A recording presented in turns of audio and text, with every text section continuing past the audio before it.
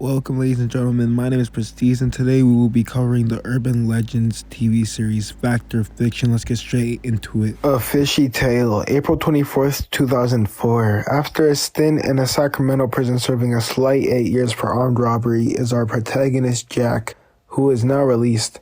And his girlfriend sounds happy to see the rehabilitated man. Drugs, gangs, he's done a lot. He wasn't a good boy, but when you love somebody, you love somebody. Yeah, anywho.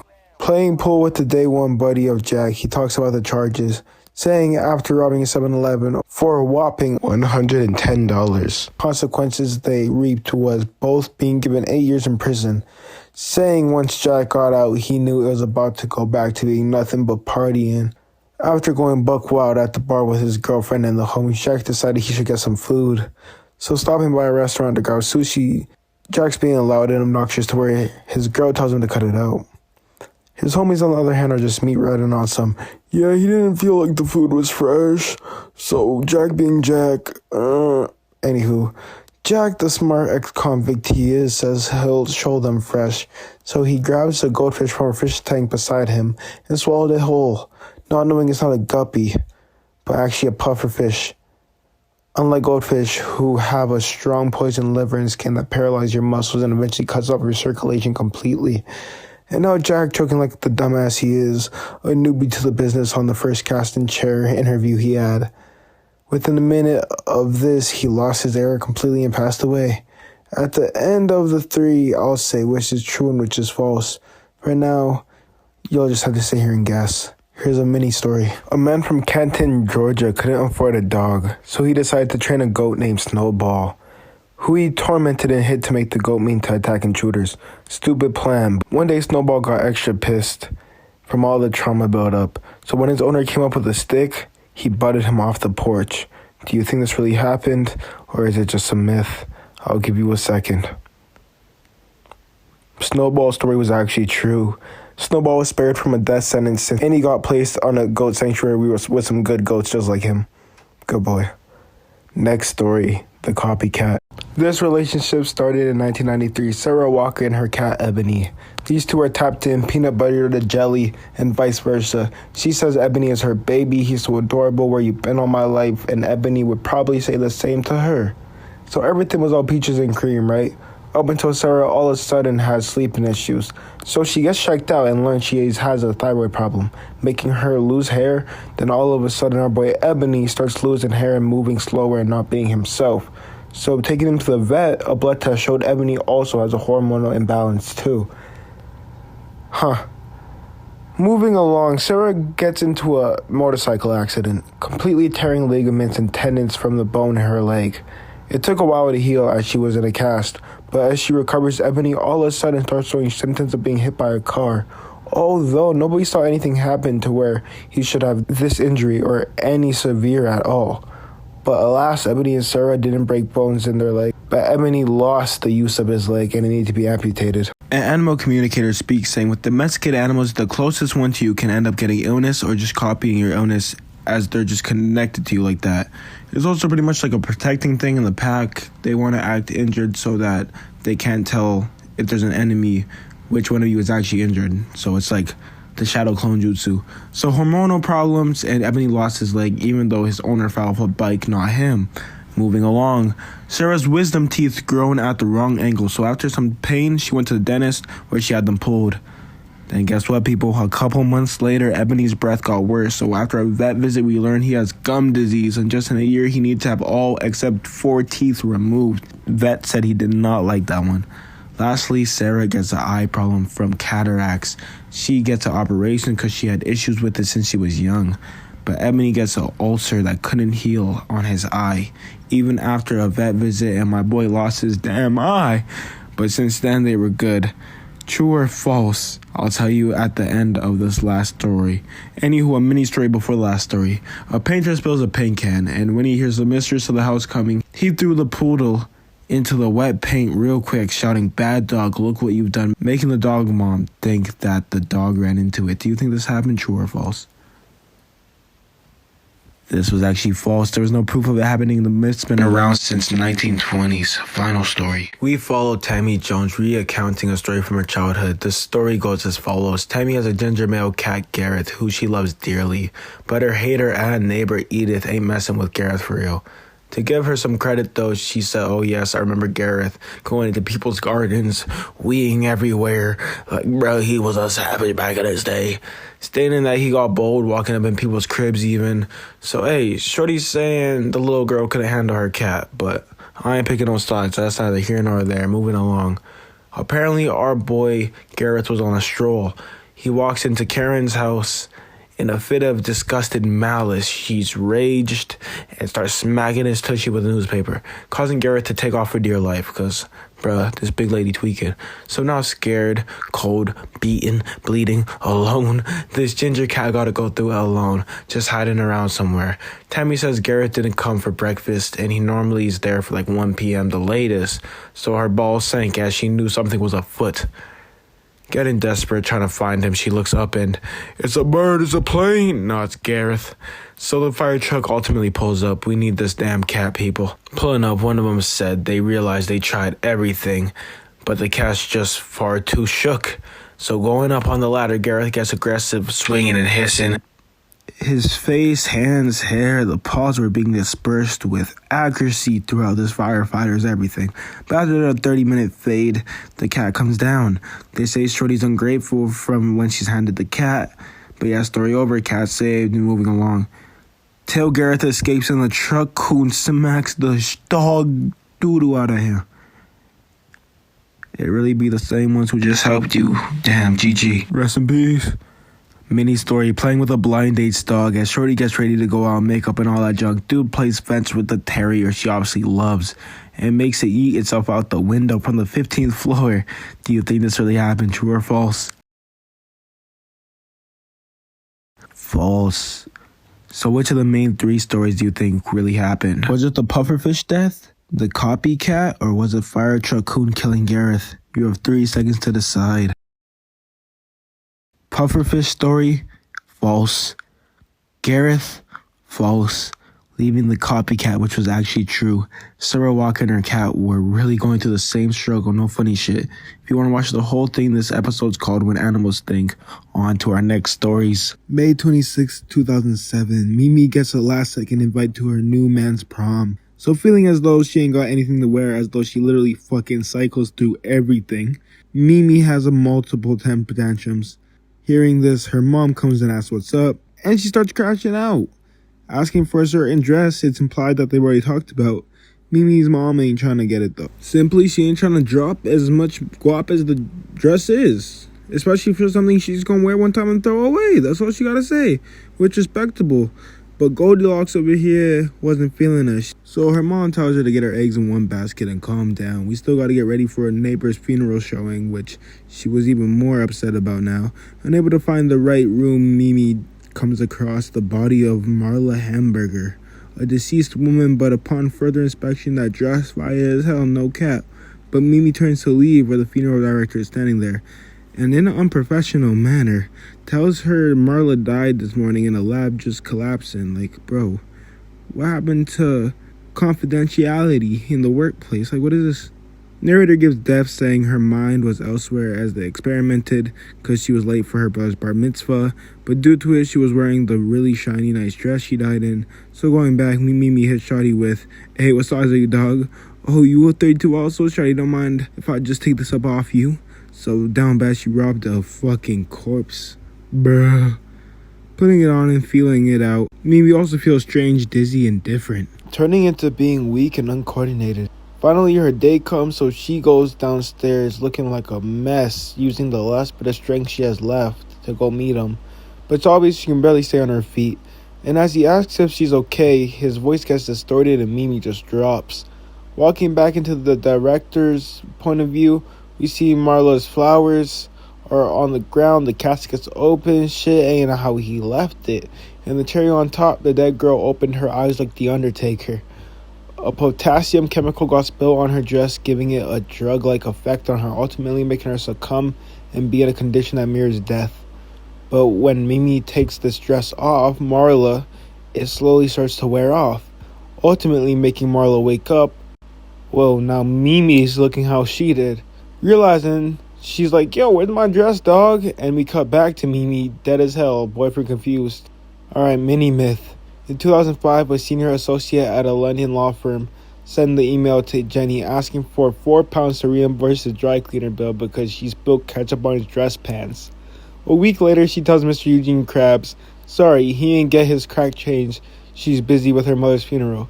She copied the reply to 250 colleagues. It spreads across the globe. It makes the news. True or false, you get 3 seconds. This was actually true. Next story. Our story takes place in Austin, Texas. We follow Linda and the story about her man and her. So we go back to 1995. Linda wants to wear jewelry to the annual tennis club gala dinner. She has her jewelry in a can that looks like it's for food, but it's missing. Asking Tom, he's like, oh, you're just not seeing it. But then he too doesn't find a thing. Then he's like, well, I don't know. Then the realization hits. 4 days ago when Linda was out of town, he stayed with the kids, taking the girls to their basketball game. Their neighbor Debbie comes up and says the food drive she's organizing is collecting food. She puts out bags around the city with notes saying to fill it up with food for the drive. And she put one on the Cummins door. So she asked him where's the bag, giving him a new one. He fills it up and yeah, his lady's jewels go too. So explaining himself, he's like, I was rushed, I had to go to work, the kids, she popped up out of nowhere, I don't even know. So they call Debbie. She invites them down to find the can. Searching continues, but Debbie explains it was close to impossible. There was thousands of bags. So after hours of searching, they decided they need to go on the news. It was her grandmother's stuff all the way down to her engagement ring and Tom's Rolex. There's a $2,500 reward and the story goes viral. After a week of hearing nothing, the phone rings. The donation center found it. They pick it up. It's the same can. When they get home and open it, it's somebody else's jewelry. It made Tom feel better that someone else did the same thing he did. But yeah, she stayed married and forgave him. True or false? I'll tell you guys after one more story. But before that mini story, trying to get a big fluorescent light bulb off his hands. He tries to throw it out, but the garbage guy says it needs to get disposed of properly with waste. Unsatisfied, the next day Tom tries to train to a local dump to drop it off, but holding it up like a pole, people start to hold on to it. Seeing his chance, Tom just leaves it and stands up straight. Do you think this is true or false? It is indeed false. Final story of this episode. Boston, Massachusetts. We follow Claire, a woman who's been dancing all her life. She gets a cardiovascular disease which needs an operation. Claire goes to a Baltimore hospital to pick up test results for her chest pains. So bad it was difficult for her to jump up on the examination table. The doctor said she has a rare heart condition and without a lung and a heart transplant, she'd be lucky to live another 2 years. The doctor said it may be a long wait, but luckily it wasn't. She gets a transplant and it goes well. She felt like things changed but couldn't pinpoint it. The doctor asked if she needed anything and she said, I'd die for a beer right now. Claire's face turns in confusion at her own words, as she didn't mean to say that. Claire makes a full recovery, but her personality and taste changes. Now she likes green peppers, something she never ate, and beers. And she was craving nuggets, which she just didn't do. She starts believing the transplant gave her pieces of the transplanter's personality. She was having crazy vivid dreams and nightmares, but one stuck out. She saw a young man. They kissed and he said together forever. When she woke up, she felt excited and thought that must have been the donor. Waking up, she tries her best to find out who her donor's identity was. The hospital won't give up that information because of confidentiality, unlike that one morgue dude. Just a young man died in a motorcycle crash. At that point, her daughter finds an obituary for a biker named Tim who was killed the week of her transplant. Finding it, she was able to reach out to his parents who agreed to meet her over a letter. Offering condolences, Claire asked about his personality and tastes. They said his favorite food was chicken nuggets, and he loved him some green peppers and a cold beer. After asking to see him, Claire's handed a photo. Seeing him, she realized it was the young man from her dream, recognizing the eyes mostly, fondly. Seeing his burial place, the tombstone had "Together Forever" written on it, the same thing she heard in her dream. One more short story, and we'll find out what's fact and what's fiction. John comes up with a unique way to surprise his girlfriend, sending her a message of proposal via a damn carrier pigeon. What a pimp. But instead of his girl getting it, the Bird goes to a whole different chick's crib, who is intrigued at what she's seen, Moto likey, telling John to give her a call, sending a note back. When Josh does, he falls in love. He just left his chick for her, and they soon got married after. Do you think this is true? Oh my goodness. Bruh, it's actually true. So out of our 3 stories, what happened? Let's start with the soup to charity with Jules. What do you think? This was actually true. How about the heart transplant? This one was also true, meaning the poisonous dress was just a myth. This episode's name is Lost and Found. If you want to go check it out, one more episode to go. Back in 2007, 16-year-old Tesmita was 7.5 months pregnant.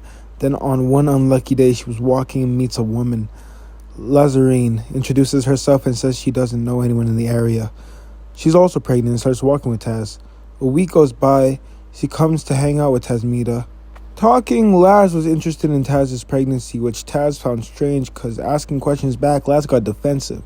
Asking again, Laz doesn't want to talk anymore, suggesting they should go to the mall.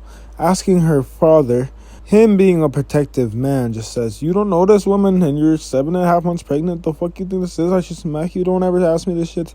She's like, "Please, Dad, I'm bored. My friends are at school. Please." He just gave in. Heading out, they talk on the way. Laz tells Taz she wants to go home and grab her bank card. It's not too far, so Taz thinks that's a pretty easy task. We might as well. Getting there, Laz says she has a surprise. So Taz sits down and says thank you. Laz says she's sorry to give it, so close your eyes. Complying, Taz does. Then she gets blindfolded. Gassing her with being a good person and having the family supportive boyfriend and everything too. Taz is like, okay, and Laz is like, "You got the life I want, bitch. And now I'm gonna hurt you for it." Just starts attacking her, choking her and getting her to the ground. Taz says, "Take whatever, just don't hurt me, please." But Laz wants something Taz isn't ready to separate with, cutting the baby out of her stomach. And it took Taz a second to realize what's happening. Lazarine was never pregnant at all. She lost the baby and she's terrified her boyfriend's gonna leave her because of it. So she just decided to steal Taz's, patting up her own stomach and waiting till she can just steal someone else's child. But the fact this actually happens, people are so sick. Then the baby was quiet and Taz panics for her child even in this scenario. Then he started whining. She was still relieved. Now she said she was going to take Taz to her mom, but Taz has no trust left. Even with her injury, she chases after the petty thief. After catching up, she pushes Taz back to the ground, stabbing her more. Lying there, Taz thought that she was passing away, that it was over. Seeing this, Laz takes off and people stop to help. Taz brought up the bit of power left in her to say she had her baby. The boy understood what she was saying and runs after her. Taz says, "My baby's taken." In the bag, passing in and out of consciousness, Taz just lays there, recounting how helpless she felt, already not being able to protect her baby. The eldest boy, who took off running after Laz, ultimately catching her, gets the baby back, reuniting the child with Taz. Getting medical help, Tasmita survives her serious injuries, and the baby boy lives well. Lazarine is caught and arrested. Tasmita left to live with the trauma. Do you think that this is true? I'll tell you at the end of the next stories, but first a mini story. The Swedish diet group is holding a weekly weigh-in. The venue holding it cancels last second. Finding a new one, the 20 heftier people make it to the stairs, but being in the room, the floor collapses under their combined weight, like with Rod Wave's stage. True or false? Crazily, it was true, but no one was hurt, luckily. Next story, 22-year-old Malcolm is an adventurous young man. In 1998, he was a backpacker with his best mate, Jermaine, planning to get crunk at the local pub as they explore. They get to the B&B, then hit the club. Everyone is out of their age range, and they were disappointed because they wanted some play. So they get to sipping. They start drinking with the old-timers. They get some of them a beer. After a few hours, they done drank past their body weight, and it's game over. All of a sudden, the bartender's looking a little fine to them, but they leave it be. They pack it up. They go home. So after drunkily finally reaching home, they set off to bed and wake up. Coming down with a massive hangover, homie says Jerry's acting out of character, anxious and not really trying to eat or speak. Figuring he's just over this and hungover too, they get going. Jeremy gets a hug from the old lady hostess and asks for his address. Main man's thinking it's just to send him an invoice or something. The dots start to connect, but not really. Time skip 5 years. The trip's a distant memory. The friendship is no more. But Malcolm receives a letter. He calls Jeremy to meet up. He got a call and the old lady left him $1 million. Jeremy, reading the letter, said, "Thank you for the night of passion." They start to think, like, what? Then he realized Jeremy didn't come to bed. He was being weird. The dirty dog then did it. But if Jeremy did it, why did Malcolm get the money?